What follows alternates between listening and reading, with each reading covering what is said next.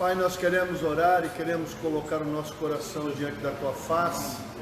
Queremos agradecer por mais uma vez, temos a oportunidade de estudarmos, pensarmos, refletirmos acerca, Deus, ó Pai, do tema, do assunto, e assim nós possamos encerrar, ó Deus, este tema nesta noite, e o Senhor possa nos ajudar e nos abençoar e nos fortalecer, em nome de Jesus. Amém? Pessoal, hoje nós vamos encerrar o tema do Pecados Intocáveis. Eu quero fazer aqui um resumão, né? E a gente poder encerrar esse assunto. É importante você entender, em Isaías 59, o versículo 1 e 2, ele deixa claro algo para nós. Quando Deus fala assim: por um acaso os meus ouvidos estão agravados, ou por um acaso as minhas mãos estão encolhidas, para que não possa salvar? O que faz separação entre o homem e Deus é o pecado. Então, é muito comum as pessoas darem ênfase, e hoje nós estamos vivendo um tempo tão ruim, que nem os pecadão mais, os caras estão preocupados. Mas, de uma forma geral, os pecados ditos grandes, os pecadões da vida, com consequências graves, eles são mais vigiados, vamos dizer assim, né? E aqueles pecados pequenos, aqueles pecados que é o tema do nosso estudo, que são os pecados intocáveis, aqueles pecados que... domésticos, né? Aqueles pecadinhos, né? É o que a Bíblia chama de raposinha. Sabe aquelas raposinhas pequenininhas que entram na cerca e acabam... A Bíblia fala isso, que as raposinhas, elas entram na cerca e elas vão no vinhedo e elas comem as flores. E a gente sabe que se você come a flor, automaticamente não vai ter frutos. Então existem uns pecados, né? Aqueles pecados que nós não... Normalmente você não ouve falar dele, não se prega sobre eles, não se ensina sobre eles, até porque na maioria das pessoas eles nem passam na mente. Então o nosso objetivo, alguns meses atrás, de começarmos a estudar isso, é justamente para trazer ao conhecimento de todos que existem pecados que nós chamamos de pecados pequenos, ou nem chamamos de pecados. E às vezes nós colocamos na fatura das emoções, às vezes nós colocamos na fatura da ignorância, às vezes nós colocamos esses pecados na fatura do temperamento, do sentimento. Então, quer dizer, alguns dos pecados intocáveis a gente joga no temperamento. Não, mas é meu temperamento. A síndrome de Gabriel. Nasci assim, vivo assim, vou morrer assim. Então tem muita coisa que a gente, desses pecados que nós chamamos pecados intocáveis, que a gente joga na culpa do temperamento. É meu temperamento.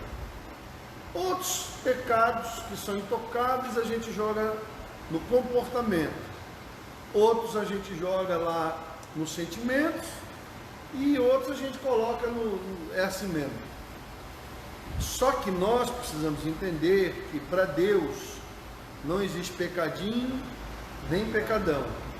E nós sabemos que ninguém está bem hoje, segunda, domingo, terça-feira, está aqui, cheio de Deus, a presença de Deus, amanhã cai. Isso não existe, isso é mentira. Existe uma estratégia de Satanás de ir minando.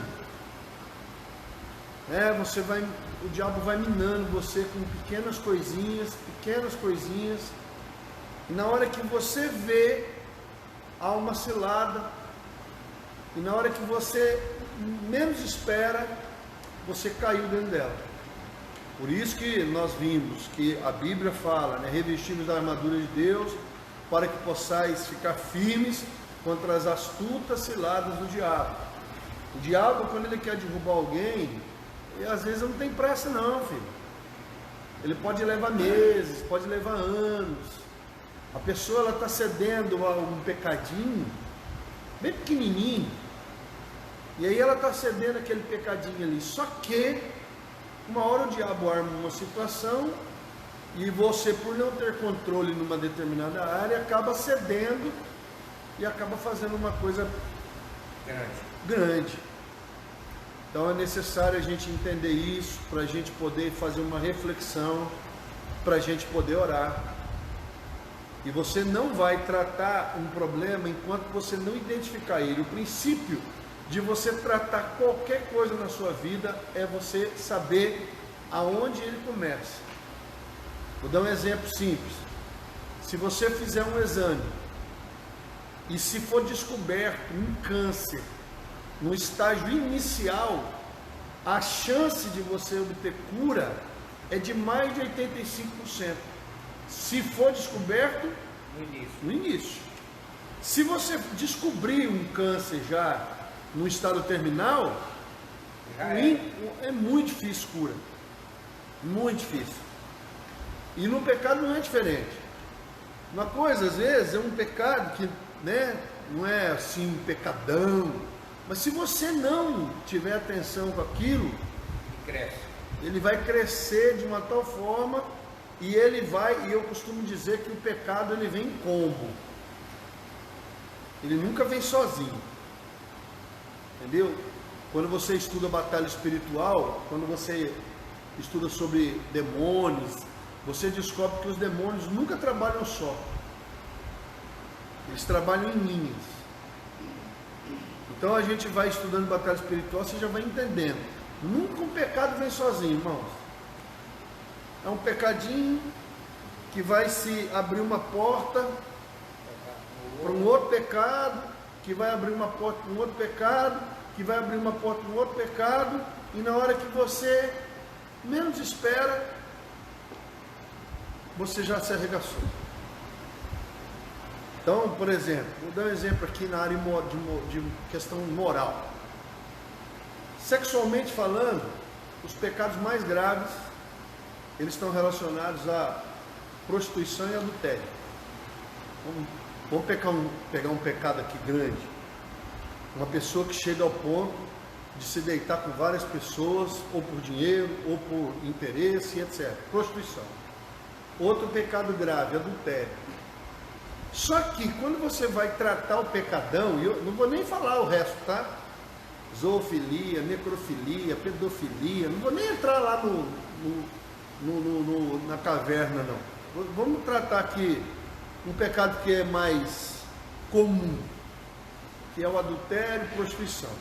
Aí quando você vai tratar esse problema na vida de alguém, você vai lá na raiz. E na raiz desses problemas, sempre tem, na infância, abuso, estupro, molestação.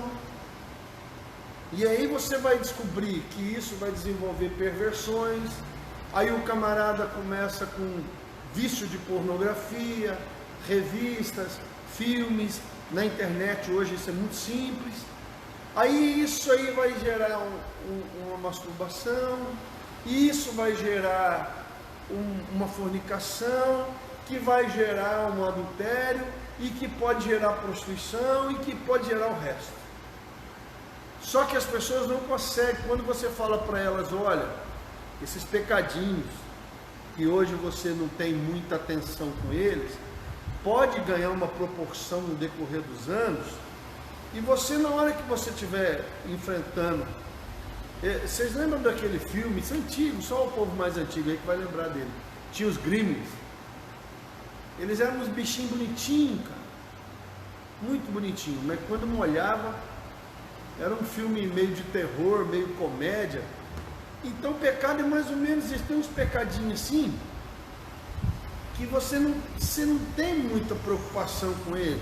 O adultério ele anda com a morte, né? Sim, porque na verdade as coisas vão se desdobrando. O adultério pode terminar no assassinato, por exemplo. Exatamente. Entendeu? Então, às vezes as pessoas não conseguem. Vou dar um exemplo para você em uma outra área: vícios. O camarada começa. Eu trabalhei muitos anos com narcodependência, casa de recuperação. Como é que começa tudo? Cigarro comum. Cigarrinho. Ou cigarro de palha na fazenda, ou cigarro normal, branco. O que vem junto com o kit? A cerveja, a pinga. Não, onde que bebe isso? Em casa, com a família, com os pais, com os avós. Aí vem o cigarro, vem a pinga, a cerveja, o conhaque, tudo isso dentro de casa. Ninguém acorda de manhã e fala assim, hoje eu vou usar crack. Ninguém, irmão. Eu trabalhei muitos anos com recuperação de narcodependente. Ninguém acordou e falou assim, hoje eu vou usar crack. Não, vou cheirar cocaína. Não é assim. É o cigarro, a bebida. E aí, maconha. Aí, cocaína. Aí, as variações, merla, mesclado. Aí você vai ver, até que chega numa heroína da vida. Ou pega uma pedra da vida. Então, você vê que tudo começa com uma... Por isso que eu falo, né, para as pessoas, ó, corta o mal pela raiz. Não, eu bebo aqui socialmente. Irmão, ninguém sabe o que vai virar socialmente dentro de uma família. Mas tudo começa com uma coisa simples. Um cigarrinho, uma cervejinha, uma bebidinha, uma batidinha, amizades, festas, e na hora que você vê, o cara se tornou um dependente. Eu poderia pegar aqui qualquer linha que você quiser. Roubo, vamos falar de roubo. O cara que começa a roubar um valoral? Não.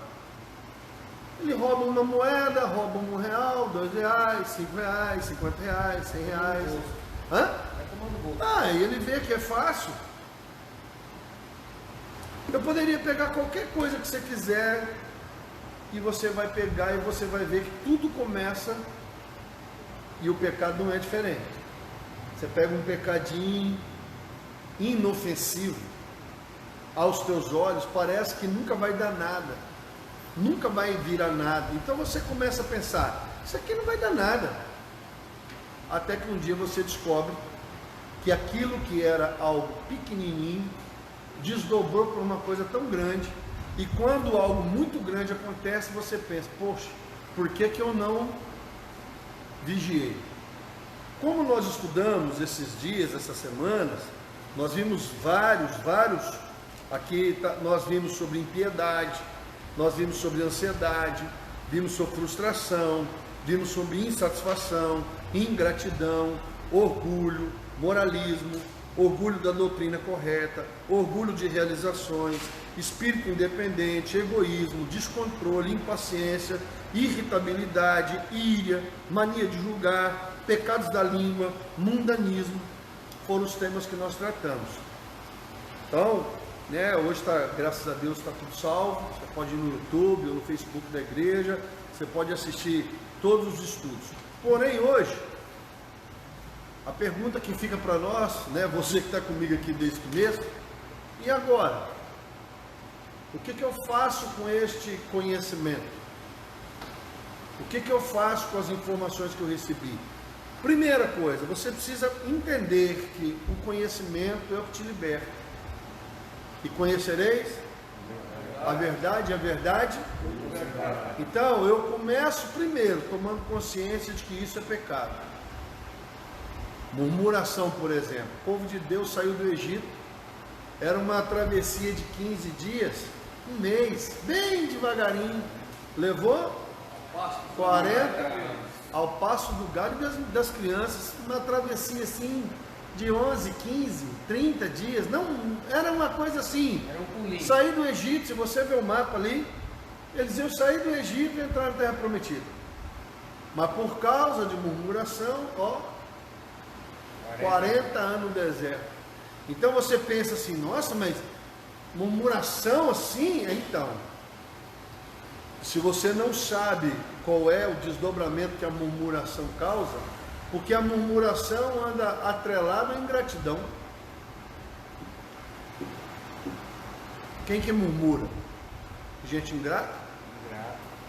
Então você vai vendo que a murmuração, E a ingratidão anda atrelado com a ansiedade.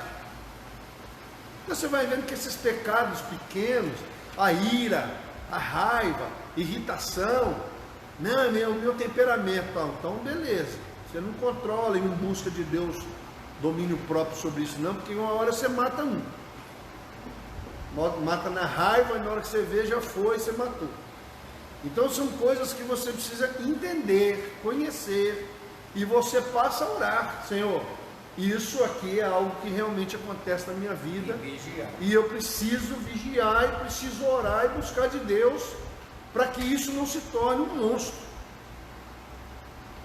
É sobre isso o nosso assunto de hoje. E agora, o que eu faço diante de todos esses estudos que nós tivemos, entendendo todos os temas que nós estudamos? Então vamos lá. Se você persistiu até aqui nesse estudo, deve ter percebido que tratamos de assuntos difíceis. Analisamos detalhadamente muitos pecados sutis que toleramos em nossa vida. E qual é o motivo de tolerarmos esses pecados na nossa vida? Nós somos ensinados que é o nosso comportamento. Nós somos ensinados que é o nosso temperamento. Nós somos ensinados que nós somos assim porque a nossa família é assim. Somos descendentes de italianos, somos descendentes de alemães, somos descendentes de portugueses. E aí nós vamos recebendo as informações que nós somos assim por causa dos nossos pais, porque o nosso pai era assim, a nossa mãe era assim, vovô era assim, vovó era assim. E por causa desse monte de informação que a gente tem, por que nós somos do jeito que somos? Nosso temperamento, é o gênio, tem o gênio do vovô, tem o gênio do papai. E nós vamos recebendo umas informações que levam-nos a tolerarmos aquele procedimento como se aquilo fosse comum, normal. Tratá-los é uma tarefa dolorosa. Por quê? Porque crescer dói. Irmãos, toda vez que Deus nos confronta com uma informação, é desagradável. Por isso que quando você confronta o pecador, é muito difícil um pecador baixar a cabeça e falar: não, você está certo. E humilhar e se quebrantar. Irmão, eu estou acostumado, tem 28 anos que eu estou dentro da igreja. Confronta o pecado do cara para você ver, ele espana a rosca. Espana. Você confronta o cara, ele espana. Você confrontou o pecado de alguém, se ele não tiver muito disponível a tratar aquilo, ele não vai aceitar. Sai da igreja, fica de cara virada, foge do relacionamento com as pessoas. Por quê? Porque o crescer dói. E o crescimento passa pelo fato de você aceitar que existe alguma coisa na sua vida que não está boa e que você precisa. Você chama o preguiçoso de preguiçoso, ele concorda? Não. Você chama o alcoólatra de alcoólatra, ele concorda? Você fala para o viciado em cigarro que ele é viciado, ele concorda? Eu paro quando eu quiser. Toda vez que você confronta alguém no pecado, ele vai dar um motivo, ele vai justificar. Não, mas sabe o que é? Eu fiz isso por causa disso, eu fiz isso por causa daquilo. Não, crescer dói. Como é que eu cresço? Não justificando. Toda pessoa que justifica perdeu a oportunidade de crescer. Você quer crescer? Não justifica. Porque quem justifica está errado. Não, quem não está errado não precisa de justificativa. Se você tem que se justificar, porque você está errado. E nós somos experts. Há uma expertise no coração do homem de justificar o porquê. Não, mas eu fiz isso por causa disso. Você fez isso porque é um problema que você precisa tratar e você não quer tratar. E aí você, toda vez que é confrontado, você quer arrumar uma justificativa do porquê que você não muda. Espero que realmente tenha sido, porque isso significa que você foi honesto e humilde o bastante para admitir a presença de alguns desses pecados em sua vida. Nós estamos estudando aqui vários sobre esses pecados sutis. Se incomodou você, pô, legal. Pelo menos você já entendeu que existe alguma coisa na sua vida que precisa mudar. Né? E nisso reside a esperança de que você, sabendo que algo está na sua vida e que não agrada a Deus, você tenha um mínimo de esforço de orar, jejuar e buscar a Deus na palavra, para que aquilo seja tirado. Lembre-se de que Deus se opõe aos arrogantes, mas dá graça aos humildes. 1 Pedro 5,5. Por que Deus dá graça aos humildes? Porque o humilde reconhece. Ele olha para ele mesmo e ele vê que não está certo, e que ele pode mudar, e que ele quer mudar. O soberbo, o arrogante, o prepotente não muda. Por quê? Porque ele já tem uma opinião formada e ele acha que aquilo é certo. E aí eu sempre digo, eu ouvi isso já e já falei para muita gente: gente forte obriga Deus a usar muita força. Uma pessoa humilde, ela sofre bem menos, porque ela se quebranta, ela reconhece que precisa melhorar, ela ora, ela chora, ela quebranta o coração e pede para Deus socorro. Já o arrogante, o soberbo, é forte e obviamente Deus vai ter que usar muita força para envergar a pessoa até chegar no ponto que precisa. Então, por que muitas vezes Deus expõe o pecado de uma pessoa? Quando Deus chega a expor o pecado de alguém, irmão, Deus já tentou tudo. É como Deus disse para Davi: aquilo que você fez em oculto vai ser revelado ao sol do meio-dia. Mas entre o adultério de Davi com Betseba até o dia que Deus expôs Davi, tinha passado mais de 7 anos. E esse é um problema do ser humano. Como Deus é longânimo e paciente, a pessoa acha o quê? Que Deus já esqueceu, que Deus já perdoou, que já está tudo certo. Até que um dia Deus te visita e Deus fala para você. Deus te conta uma historinha sobre um pecado, e aí na hora que você levanta, que você já até esqueceu daquilo na sua vida, aí Deus fala: é você. Mas vem à tona. Vem, ué. Então é necessário que a gente tenha humildade. A humildade, meu irmão, a humildade, ela precede a honra. E o orgulho e a arrogância, a soberba, a ruína e a queda. Então as afirmações iniciais do Sermão do Monte, de Mateus 5, 1 ao 7, quando Jesus fala das bem-aventuranças, irão encorajar-nos. Porque lá fala sobre humildade, lá fala bem-aventurados os mansos, lá bem-aventurados os humildes, bem-aventurados os que têm fome e sede de justiça. Então lá ajuda a gente a entender muitas coisas. Os pobres de espírito e os que choram são pessoas cientes dos seus pecados. Quando a Bíblia fala de pobre e de humilde, Deus está falando do quê? Pobre é alguém que carece de alguma coisa, não é pobre de dinheiro. Tem gente que lê a Bíblia e não entende. Quando a Bíblia fala bem-aventurados os pobres, aí o cara que pensa assim: não, pobre, eu não sou pobre. Não, irmão, pobre aqui é alguém que tem necessidade de algo. Bem-aventurados os pobres aqui não está falando da grana. Um cara pode ser rico e humilde, e o cara pode ser pobre de dinheiro e rico de graça, de sabedoria. Entenderam? Então, bem-aventurados os pobres de espírito, os que choram, porque são cientes dos seus pecados. Uma pessoa que é ciente dos seus pecados é uma pessoa que nunca vai sofrer uma exposição drástica. O que é mais fácil? Confessar a tentação ou confessar pecado? Confessar a tentação. Confessar a tentação. O que é mais fácil? Você reconhecer as suas fraquezas e buscar ajuda, ou esperar aquilo explodir na sua cara? Buscar ajuda, né? Então, só que por que as pessoas não procuram ajuda quando elas estão passando no processo inicial?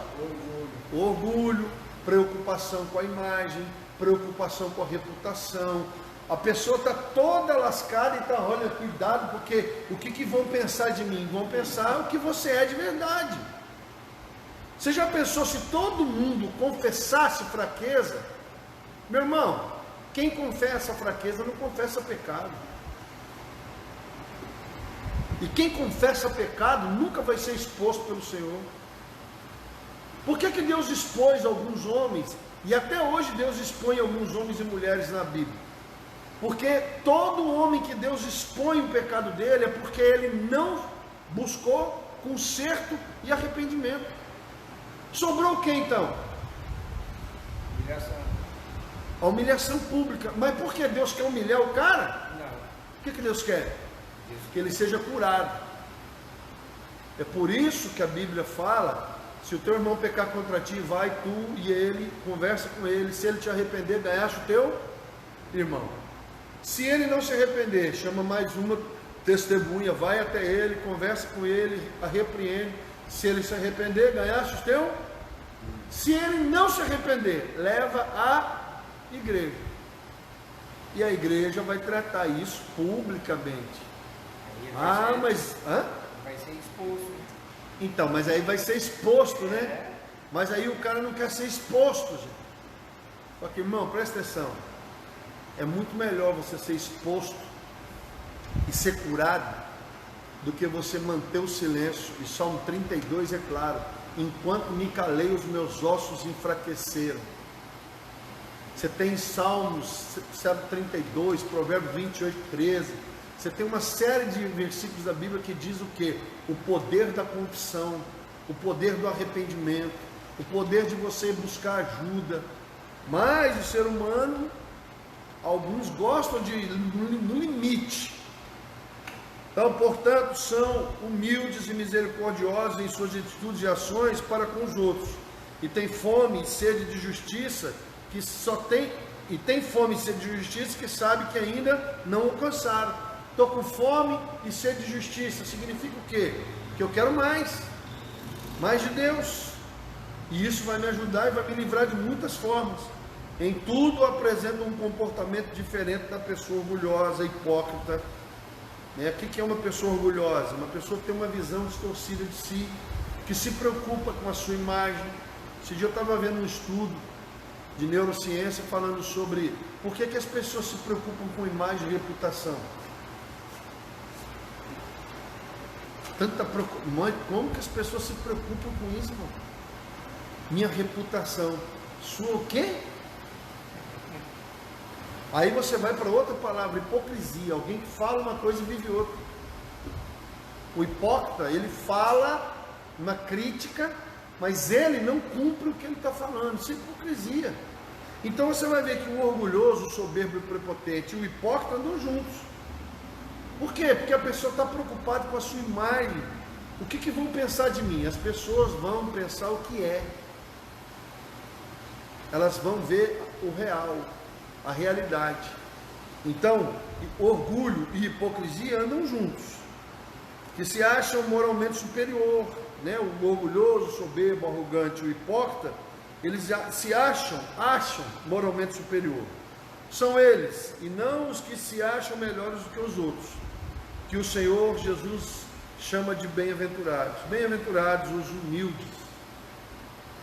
Gente humilde é uma pessoa, não é quem é pobre, miserável, que anda de chinela havaiana, não. Humilde não tem nada a ver com condição financeira.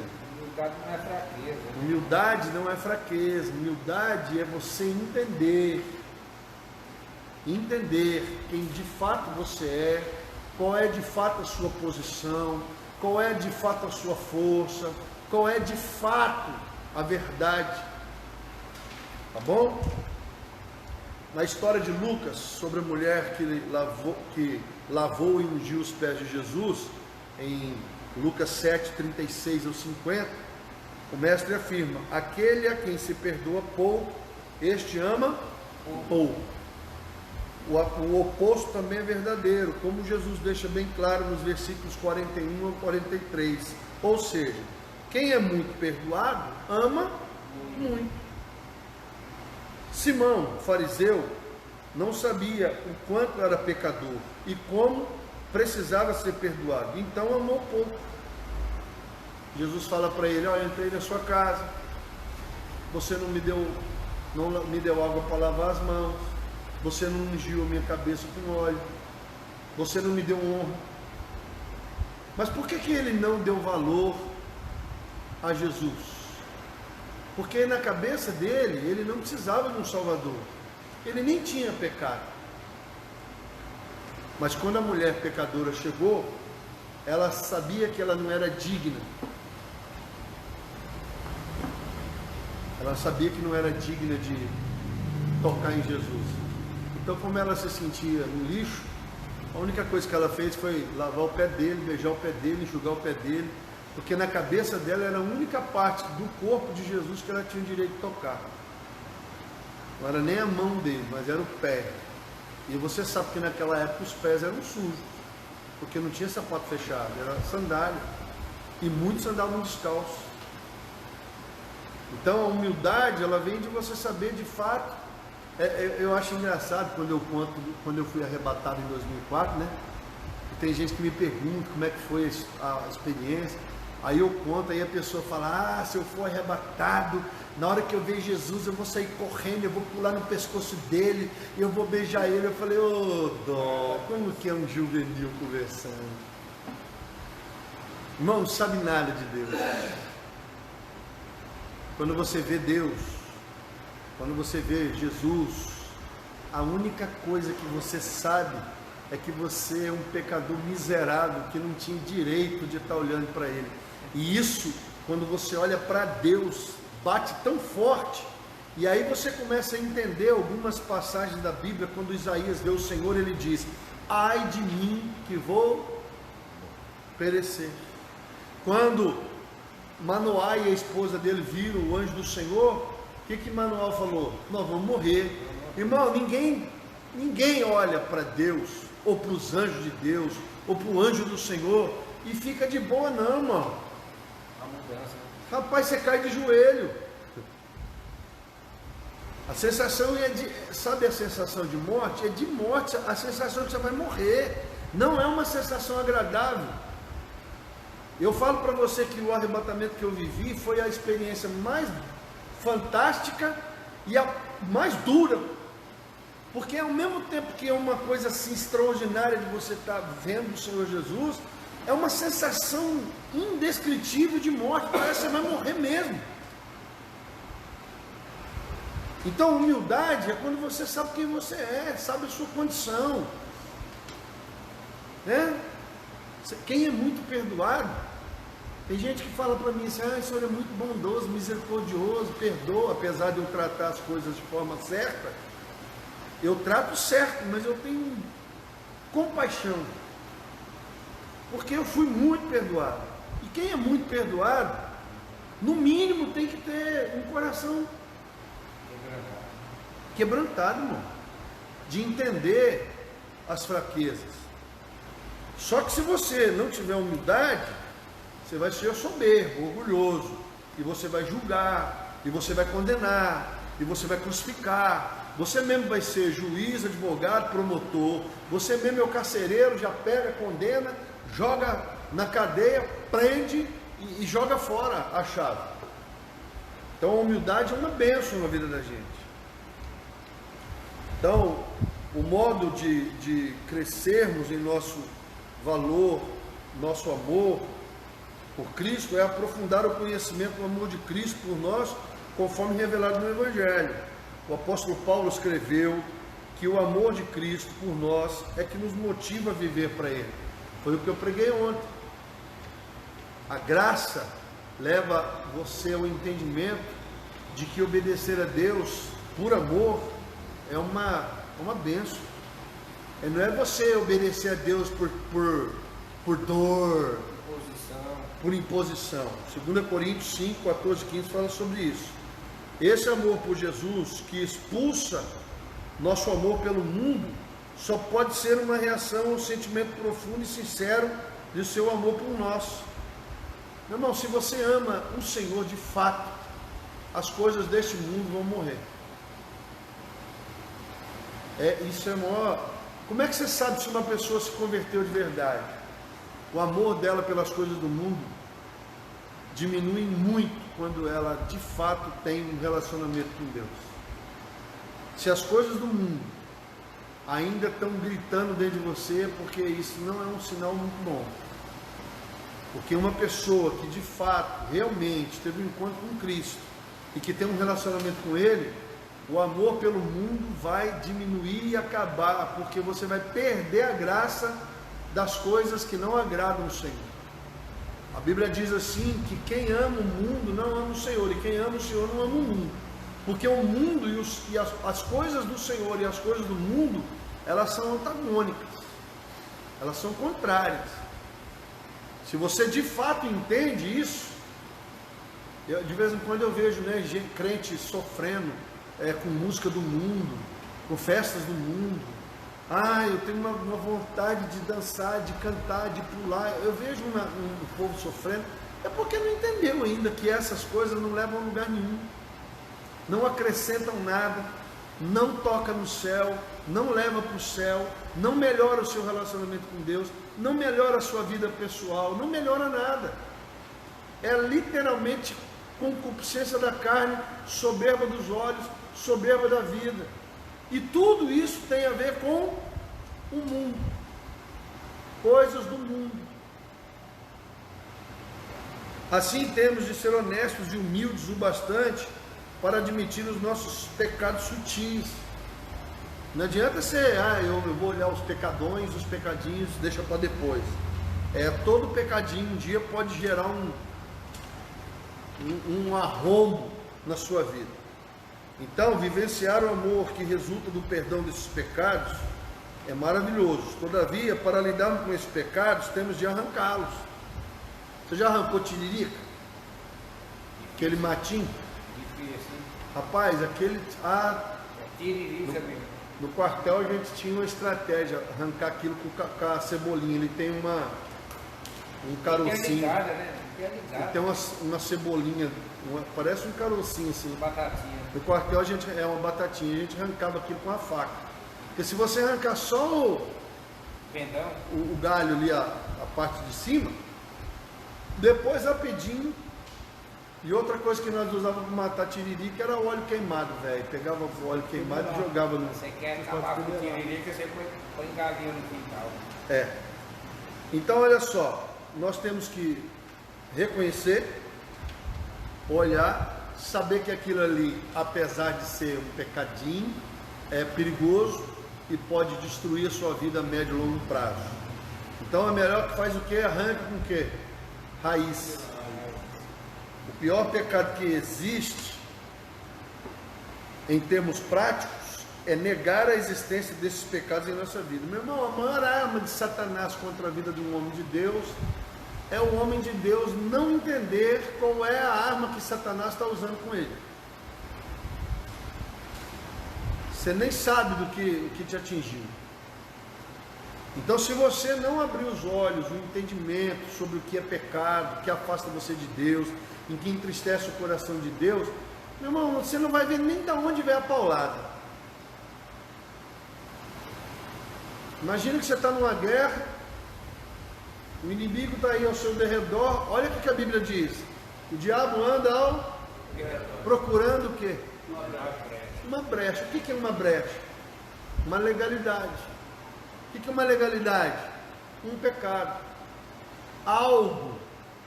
Aí o diabo sabe que determinadas coisas, quando elas estão pequenas, quando elas estão no começo, elas não vão causar um estrago muito grande. Então o que o diabo faz? Vai alimentando aquele pecado, até o ponto daquele pecado se transformar numa situação terrível.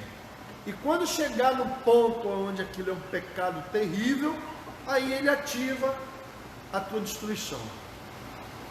Então a gente precisa parar de negar a existência, ou parar de negligenciar os pecados, mesmo que sutis, porque isso com certeza não vai terminar bem. Então não podemos lidar com eles sem admitirmos a sua presença. Pastor, como é que a gente vence um pecado? Primeira coisa, admite que tem. Segundo, passa a vigiar. Terceiro, passa a estudar. Quarto, passa a se consagrar, para que este pecado não cresça. O primeiro passo para lidarmos com qualquer pecado é reconhecer a sua existência e nos arrependermos de tê-lo praticado. Se você reconhece e por um acaso está vivendo um pecado, irmão, você precisa se arrepender e buscar em Deus solução para aquilo. Então isso não significa que seremos rapidamente bem-sucedidos e nos livramos dele. Tem pecado, irmão, que você vence fácil.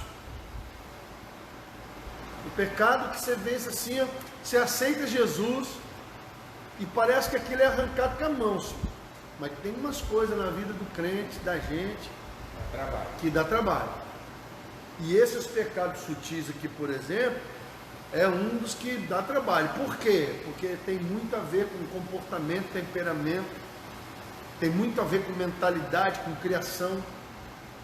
E é difícil a gente chegar a uma conclusão de que aquilo ali realmente é um pecado e a gente precisa tirar. A carne não desiste fácil. Pelo contrário, ela vai usando uma expressão de Paulo, temos de matar esses pecados, Romanos 8,13 e Colossenses 3,5. Como é que a gente mata o pecado, pastor? Indo para a cruz. Lembra que Jesus morreu pelos nossos? Isaías 53. Toda vez que você tem um pecado, que você localiza um pecado, o que você faz? Pega ele, vai na cruz, olha para Jesus, morrendo pelos teus pecados, sofrendo pelos teus pecados, e entrega os teus pecados a Jesus, fala: o Senhor morreu pelos meus pecados, e eu quero que o Senhor, pela tua graça, pelo teu Espírito Santo, que o Senhor venha arrancar do meu coração. Eu não quero isso na minha vida. Esse é o caminho para você tirar o pecado, matar o pecado. Além disso, desenvolvemos o hábito de pecar. Por quê? Porque o nosso cérebro automatiza todo o comportamento que é repetido.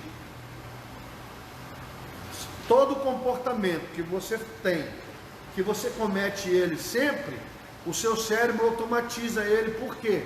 Porque ele não quer gastar energia. O cérebro é uma máquina perfeita que quer poupar energia. Tudo que você faz que obriga ele a pensar, que obriga ele a ter atenção naquilo que gasta energia, ele vai automatizar. Isso nós chamamos de hábitos. O que é um hábito? É um comportamento automatizado. Então, nós vamos criando o hábito. O pecado vira um hábito. Você já nem vai sentir mais, uma hora que você vê, você já pecou. Não é mais só um comportamento, é um comportamento automatizado. Se torna um hábito pecar. E aí, meu amigo, fica mais difícil. Então desenvolvemos maus hábitos, desenvolvemos maus pensamentos. Então, nós temos, por causa da corrupção do pecado, uma propensão a tudo que não presta. Aprender coisa boa é difícil. Olha, eu falo para você, irmão, tem anos que eu sou pastor, já pastoreei 16 igrejas nessa terra de meu Deus. É difícil você ensinar coisa boa. Você tem que bater na tecla até entrar no HD do sujeito. Mas pá, coisa que não presta. Só uma vez. Olha, você não precisa ensinar a pecar direito, você não precisa ensinar a transar, você não precisa ensinar a fazer nada que não presta. Parece que o cara aprende o que não presta assim, ó. Ansiedade, desesperado com o futuro, autocomplacência, atitudes críticas, fofoca e coisas semelhantes. E agora, o que vamos fazer daqui para frente? Antigamente, pastor, nem a maioria dos pecados que o senhor tratou aqui, eu nunca nem vi falar, nunca vi ninguém falar. Bom, mas agora você já ouviu. E agora, o que a gente vai fazer? Vigiar. Como aplicaremos a mensagem global deste estudo? Espero que durante o estudo dos chamados pecados intocáveis, você tenha orado sinceramente a respeito de cada um, pedindo que Deus mostrasse a presença deles em sua vida. E agora, porém, seria bom fazer uma retrospectiva em oração. Então, para facilitar, apresento um esboço aí dos pecados sutis que analisamos. Impiedade, maldade, né? Ansiedade, frustração, insatisfação, ingratidão, orgulho, soberba, prepotência, altivez, moralismo, orgulho da doutrina, orgulho das realizações, espírito independente, egoísmo, só pensa em si, descontrole, impaciência, irritabilidade, ira, mania de julgar, de julgamento, pecados da língua, fofoca e tudo que diz respeito àquilo que você faz com a sua boca, mundanismo, que é a soberba da vida, soberba dos olhos, né? Todas essas questões que, se não forem cuidadas, com o tempo vai causar um estrago na sua vida. Então, meu irmão, é aquela história. O camarada que se torna um alcoólatra, ele não começou bebendo 1 litro de pinga. Começou experimentando. Ele bebe um golinho para almoçar, abriu o apetite. Um golinho para almoçar, um golinho para jantar. Aí ele começa a beber nas festas, começa a beber com os amigos, até que um dia não consegue mais parar. Entenderam isso, não? Isso vale para vício, isso vale para tudo, inclusive para pecado. O camarada está pecando e ele pensa assim: não, mas esse pecadinho aí Deus perdoa. às vezes nem pensa nisso. Isso é normal. Eu vejo gente fazendo coisa pior. Eu já ouvi essa frase um monte de vezes. Ih, pastor, toda vez que tem um escândalo, a pessoa pensa assim: ixi, eu sou bonzinho demais. O que é o meu pecadinho? Ó, como é que o cara vai ser. O que é meu pecadinho perto desse pecadão aí? Lembra do gadareno? Por que o povo lá, os gadarenos lá de Gadara, quando Jesus foi lá libertar o demoniado gadareno, eles não ficaram felizes, eles ficaram tristes. Porque, irmão, olha, a coisa mais boa que tem é quando você tem um pecador daqueles desgraçados perto de você. Aí você não tem pecado. Todo mundo gosta de ter um gadareno com ele. Por quê? Você não tem pecado. Porque quando você tem um cara que é todo lascado perto de você, sabe o que acontece com o seu pecado? Fica pequenininho. Ele se torna petite. Ele olha assim e pensa: não, eu sou um anjo de candura. Olha, esse aí que eu já vivi, às vezes eu ia evangelizar, né? Pregava para uma pessoa, a pessoa falava para mim assim: ô pastor, eu queria, quem devia ouvir essa mensagem era meu irmão. Lascado, mas mesmo. Rapaz, todo cara precisa de um endemoniado gadareno com ele. Porque quando tem alguém perto de você bem podre, fedido mesmo assim no pecado, sabe aquele pecador lascado mesmo assim, um esgoto de pecado, todo mundo que está ao redor olha e fala: Tô cheiroso. tô cheiroso, mas não está. Por isso que quando Jesus libertou o endemoniado gadareno, o povo, em vez de fazer festa com Jesus, chegou lá e falou: sai daqui. Vai embora. Tirou o nosso... Naquela sociedade, quando os meninos eram rebeldes, o que o pai falava, mas a mãe? Ó, se você não cuidar, você vai ser igual o endemoniado gadareno. Então, quando você tem um cara todo lascado perto de você, ou uma mulher, ou um homem, ó, irmão, olha para as famílias. Toda família tem uma ovelha negra. E toda família gosta da ovelha negra, porque enquanto a ovelha negra existir, Ele está livre. todo mundo ao redor está limpo. Então a gente precisa entender, compreender que, por mais que o seu pecado não seja uma rede de esgoto, se você não tomar cuidado, no decorrer dos anos, aquilo pode se tornar um problema tão grave e tão pior do que aquele que você julgava ser pior. Então, você pode revisar a lista, continue pedindo para Deus para abrir os seus olhos, para enxergar aqueles pecados que você tolera ou que você nega a existência na sua vida. Então, nada substitui a humildade, a confissão sincera dos nossos pecados como o primeiro passo de lidar com eles. Você nunca vai mudar se você não reconhecer que aquilo é um pecado e que você precisa tratá-lo na cruz com Jesus. Mas enquanto você tolerar na sua vida, você não vai resolver o problema. Eu quando trabalhava no casa de recuperação, eu preferia tratar com 20 caras viciados em crack do que tratar com um alcoólatra. A pior raça, irmão, presta atenção, a pior raça que tem para você recuperar é o alcoólatra. E é difícil. Meu irmão, você recupera 50 negros no crack para recuperar um alcoólatra. E mesmo os que se recuperam, não fica bom. Porque o alcoólatra, ele acha que não, que ele, o pecado, ele não trata o pecado, por exemplo. Eu sou alcoólatra, o outro é viciado em cocaína, o outro é viciado em maconha, o outro é viciado em crack, o outro é viciado em heroína. Ele acha que como ele é viciado em álcool, ele não é igual o maconheiro. O alcoólatra discrimina o maconheiro. O maconheiro discrimina o cara do pó. E o cara do pó discrimina o cara da pedra. E o cara da pedra discrimina o cara da heroína. E todos esses juntos discriminam o cara da bala e do ácido, que é o LSD, que são drogas alucinógenas. Então, só para você entender como é que é a briga no meio dos vícios. E o cara que é viciado em cigarro, esse aí é o pior de todos.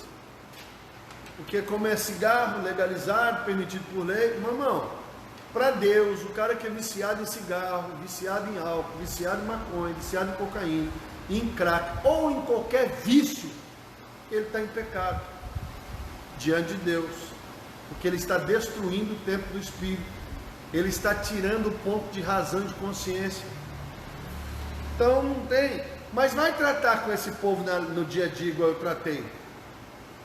Camarada não aceita não, rapaz. Então, para você recuperar, você precisa se reconhecer. Você sabe qual que é a média de um cara procurar ajuda na casa de recuperação para álcool? 50 a 60 anos. Você acha que um cara de 30, 40 anos vai lá bater na porta buscando ajuda? Não busca não, filho. O cara só procura recuperação quando ele está com delírio extremo, quando ele já está tremendo, quando ele já começa a beber álcool 96 graus em casa. Aí é que ele procura ajuda. Quando ele procura ajuda, ele já tem cirrose. O fígado dele está cozinhado já. Então, lembre-se de que a santificação, a santidade, ela é progressiva.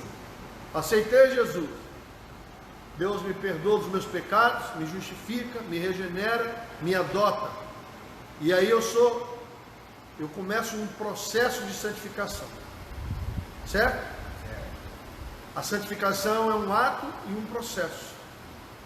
Na Nazareno nós falamos que a santificação é um ato de Deus e a santidade é um processo do homem de se tornar semelhante ao caráter de Cristo. Bom, então eu aceitei Jesus, estou salvo, estou limpo, estou lavado, remido, estou. Mas ter o caráter de Cristo leva um tempo, porque vai demandar da sua relação com Ele e do seu conhecimento da palavra dele. Então isto é desnudar-se do pecado e revestir-se da semelhança de Cristo.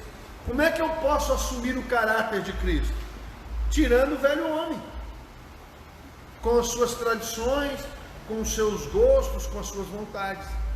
Irmão, o velho homem precisa ser pregado na cruz, para que um novo homem possa viver.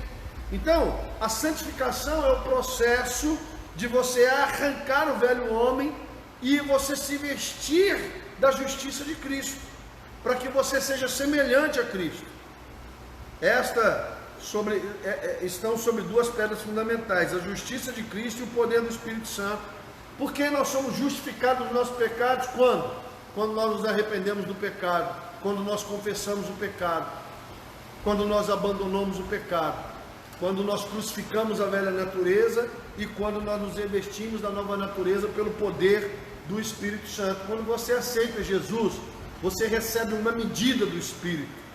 Mas a Bíblia diz enchei-vos do Espírito, quer dizer, a inteira santificação, ela vem com a busca. Quando você aceita Jesus, você recebe o Espírito. Mas ser cheio do Espírito, dar o controle do Espírito, da sua vida para o Espírito, é um processo de morte, de você morrer para o mundo, para você, até que o Espírito Santo de Deus tome lugar na nossa vida.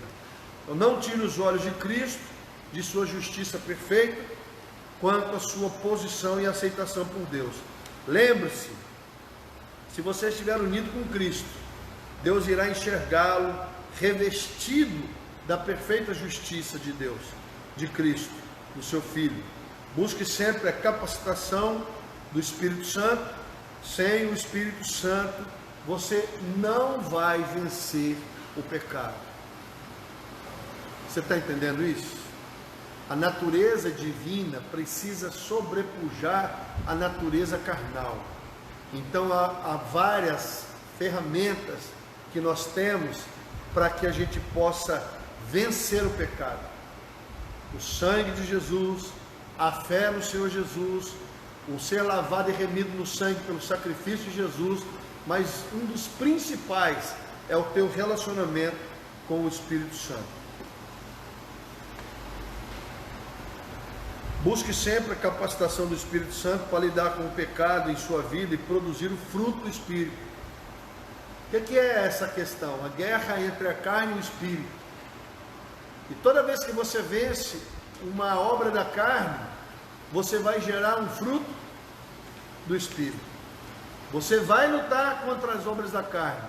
E toda vez que você vencer uma obra da carne, automaticamente você gera um fruto, que é exatamente o que você precisa para vencer as obras da carne. O mundo vive de olho em nós, mesmo quando desdenha dos nossos valores e rejeita a nossa mensagem. Você já viu aquela crítica? Não gosto de crente, não gosto de igreja, não gosto de cristão, críticas e mais críticas, mas todo mundo continua olhando para a gente, e quando o chicote estrala, é para você que eles correm, e é para você que eles pedem, se eles verem que você tem vida com Deus. Se ele ver que você não é nada, nem perca tempo. Mas se você está buscando a Deus, a pessoa pode desdenhar de você, humilhar você, zoar você, não querer nada da mensagem que você está pregando, mas ela continua olhando para você e cobrando você. Você não é crente? Você já ouviu alguém falar assim: você não é espírita? Você não é católico? Você não é isso? Não, mas meu filho, se você for crente, Ó o crente. ó o crente, ó. Quando é um político de qualquer religião, aparece: deputado fulano de tal foi preso. Mas se ele for cristão evangélico, aparece: deputado evangélico. O mundo critica, zomba, fala um monte de bobagem, mas quando o chicote estrala, é para nós que eles olham, é para nós que eles pedem oração. Não podemos achar que os nossos pecados sutis estão escondidos de seus olhos, né? O povo está vendo, mas de alguma forma o mundo nos enxerga. As pessoas notam o moralismo, a ira, né? O espírito crítico. Elas nos veem como santarrões, ou como hipócritas que não praticam o que pregam. Lidar com os nossos pecados aceitáveis com humildade e honestidade contribui muito para desfazermos essa imagem. Por fim, nós gostaríamos de repetir a advertência de 1 Pedro 5,5: Deus se opõe aos arrogantes, mas dá graça aos... Amém? Qual que é o passo para eu vencer um pecado? Humildade. Reconhecer. Se você não entender isso, você não vai vencer. Primeira coisa, irmão, para você mudar alguma coisa na sua vida, é reconhecer que está errado, que você precisa mudar. E esses pecadinhos, vou lembrar você, todos esses pecados sutis que nós estudamos, eles estão escondidos no nosso temperamento, no nosso comportamento, nas nossas emoções, nos nossos sentimentos, na nossa mentalidade, nas nossas tradições, nas nossas criações. É por isso que é difícil você identificá-los. Eles são pecados que estão escondidos, revestidos de outras coisas. Entenderam ou não? Então, por que é difícil, pastor, a gente localizar esses pecados sutis? que eles estão mascarados, escondidos atrás desses temas que eu já falei. Você vai pegar uma série desses pecadinhos e o cara vai jogar na fatura do temperamento. Aí o outro joga no comportamento, o outro joga nas emoções, o outro joga nos sentimentos, os outros jogam na mentalidade. Então tudo começa na mentalidade, passa pelas emoções, passa pelos sentimentos, passa pelo comportamento. E esses pecados sutis, eles estão sempre escondidos dentro desses tópicos. Não, mas é assim, eu aprendi assim, meu pai era assim, minha mãe era assim. Tradições. Não, sabe o que é? Minhas emoções. Quando eu vejo, eu já senti, eu já fiz. Não, os meus sentimentos. Não, meu comportamento. Não, é o meu gênio. Não. E aí está tudo mascarado. E aí a pessoa não muda. E mais cedo ou mais tarde aquilo vai acabar destruindo o casamento dela. Mais cedo ou mais tarde aquilo vai destruir os relacionamentos. Mais cedo ou mais tarde aquilo destrói a vida profissional dela. Mais cedo ou mais tarde a pessoa ela vive isolada. Mais cedo ou mais tarde as pessoas perdem a confiança. Mais cedo ou mais tarde as pessoas... E aí a pessoa não percebe. Na hora que ela vê, ela está dentro de um poço, bem fundo. Aí ela vai fazer a pergunta clássica: por que isso aconteceu comigo? Pergunta que eu mais ouço. Estou dentro da igreja. Estou na igreja, ó, estou na igreja, sou crente, leio a Bíblia, oro, vou ali, né? Não sou uma pessoa ruim. Por que isso aconteceu comigo? Então, mas por quê? Porque a pessoa não entende que tem pecado que estoura 15, 20 anos depois, que era um probleminha, um pecadinho, bem sutil, que a pessoa não tratou devidamente. E aí quando aquilo 15, 20 anos depois explode, ele não sabe de onde veio isso. Entenderam ou não? Vou dar um exemplo aqui para a gente encerrar. Imagina um dique, essa usina nossa aqui, ó. Tem uma usina aqui do Jupiá e uma lá da ilha. Todos nós que nascemos nessa região conhecemos isso. Irmão, como é que vai acontecer um problema ali? É um trinco. Se não resolver um trinco, aquilo vai, a água vai passando dentro daquele trinco, vai fragilizando a parede, vai abrindo, na hora que você vê, abre um buraco maior. E na hora que abre um buraco maior, a pressão da água é tão violenta que ela vai simplesmente... Eu estava vendo um estudo sobre... Se você pegar uma ponte, por exemplo, um lugar que o rio é pequeno, e de repente, por algum motivo, vir uma quantidade gigantesca de água, a ponte vai embora. A ponte é tirada como se fosse um algodão doce. Então, às vezes a pessoa está preocupada, né, no dique explodindo, a usina, a barreira explodindo. Olha o que aconteceu lá em Brumadinho. Era um vazamentozinho. Não foi tratado. Quantas pessoas morreram? Só que agora traz isso para a sua vida espiritual. Era um pecadinho, bem sutil. Era um pecado da língua, era uma ingratidão, era uma murmuração, era uma crítica, um julgamento, era uma irritação, uma ira, e aí a pessoa não se atenta. Na hora que você vê, a vida dela foi pelo ralo, e aí ela não vai saber o que bateu nela. E ela vai se perguntar: por que isso aconteceu comigo?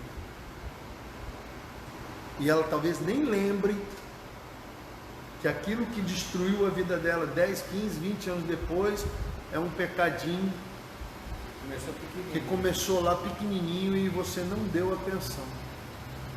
Por isso que, Você que está aqui desde o início, está gravado no YouTube, no Facebook, você pode ir lá, rever, orar, lembrar e orar a Deus, pedir para Deus te ajudar, porque se você não fizer isso, pecados sutis se tornam pecados mortais.